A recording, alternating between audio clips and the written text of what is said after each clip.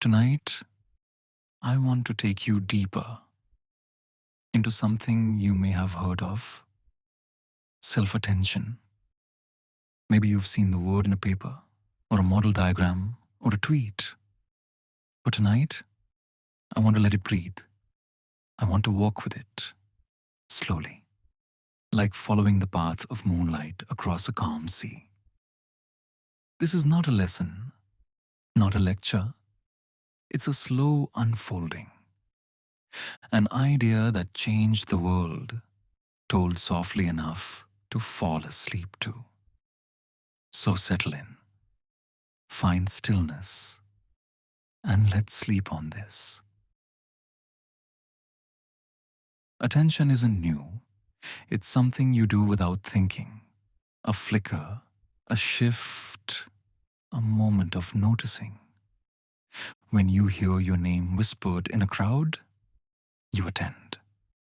When your eyes follow motion in the corner of your vision, you attend. Machines didn't used to do this. They read one word at a time. They walked forward, step by step. They didn't glance. They didn't reconsider. They didn't listen all at once. But then, something shifted.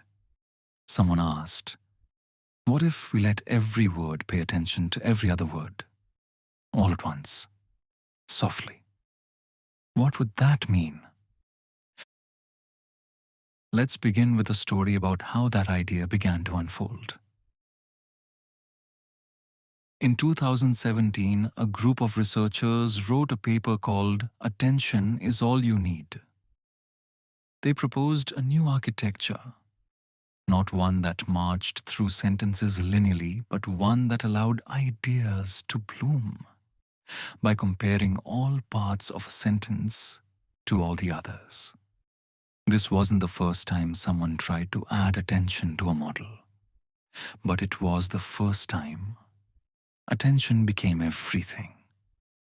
No recurrence, no convolutions, just layers of attention. They called it a transformer, and self-attention was its heart. Now imagine what it means to actually pay attention, not just in life, but in language. Imagine you are writing a sentence. Time flies like an arrow. Each word has its meaning, but that meaning changes depending on the words around it. In self-attention, each word asks, who should I listen to, and how much? And the answer changes, not just for each sentence, but for each position inside it. Word 1 might care about word 4.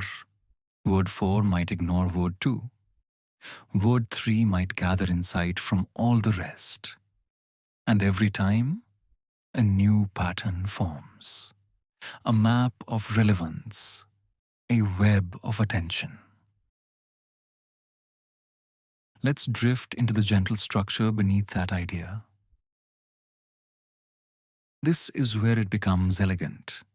Every word becomes three things: a query, a key, a value. The query asks, what am I looking for? The key says, what do I represent? The value holds, what do I have to say if I'm listened to? Each word's query is compared to every key. This comparison gives a score, a weight, a whisper of connection. And then, the values are combined, not equally, but proportionally, weighted by those scores. So what does this feel like? Like walking into a conversation, scanning the room, and leaning closer to the voices that match what you're trying to understand. Let's look more closely at the math behind the magic. Beneath this idea is math, but not scary math, elegant math. You take a dot product, you get a similarity, you run it through a softmax, you get a distribution, not yes or no, but how much. You don't choose just one word. You choose all of them, weighted, softly. That's the beauty of it. It's not binary. It's not discrete. It's attention as a fluid thing. Now imagine doing that not once but many times all at once. One attention calculation is powerful, but self-attention doesn't happen once. It happens in parallel. Multiple heads, multiple perspectives, each one focusing on a different pattern. Some heads notice grammar, some heads track position, some heads sense relationships you didn't even know were there. And then you stack them, one layer after another, each refining the one before, each seeing the sentence from a slightly new height. It's like climbing a tower of meaning, each floor more aware than the last. And what happens when attention reaches across long distances? In language, context matters. Sometimes the meaning of a word isn't found in its neighbor, but in something that came much earlier or much later. Self-attention lets the first word see the last word, without delay, without memory decay. No matter the distance, connection is possible. And in doing so, models can begin to understand things like sarcasm, or poetry, or contradiction, because they see everything and decide what matters most. Now, let's look at an example together. Let's say we have a sentence. The cat the dog chased ran away. It's a strange sentence, nested, twisting. To understand who did what, you have to attend carefully. Self-attention allows each word to attend to the others, resolving the confusion, clarifying the roles. The cat, subject. The dog chased, modifier. Ran away, action. Not through rules, but through soft focus. The model doesn't hard-code grammar, it learns it by noticing patterns in attention. Let's imagine what happens when you stack enough attention on top of itself. As attention stacks, something strange begins to happen. The model doesn't just learn relationships, it starts to build representations. Meaningful, vector-shaped patterns that contain knowledge. Knowledge about syntax, about context, about real-world logic. Some layers track position, others track meaning, others correct earlier mistakes.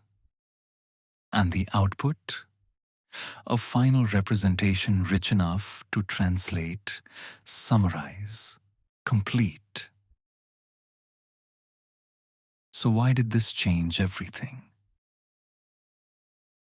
Before this, language models had memory, but now they have focus. Before this, understanding was slow and narrow. Now it is wide and parallel.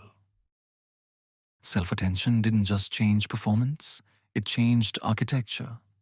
It opened the door to models that scale, to reasoning across paragraphs, to stories that feel coherent. It changed the field of NLP. It changed the way we build AI. Let's turn inward for a moment. Attention isn't just a mechanism, it's a metaphor. We too attend to ourselves. We notice our own patterns. We reflect. We loop. We ask, what do I know? What should I weigh more heavily? Self attention in machines is a reflection of something human. Our ability to reread our own thoughts, to focus inward, to adjust how we listen to what we already know. Let's let the idea fade in, not as knowledge, but as rhythm. You don't need to remember the math. You don't need to follow every structure. You just need to know. There is a way to think that is fluid, adaptive, aware. Self-attention lets machines think that way. But reflection, the quiet kind, has always belonged to you. So let it drift. Let the idea stretch out like a horizon beneath a gentle sky. Let your thoughts attend softly to themselves.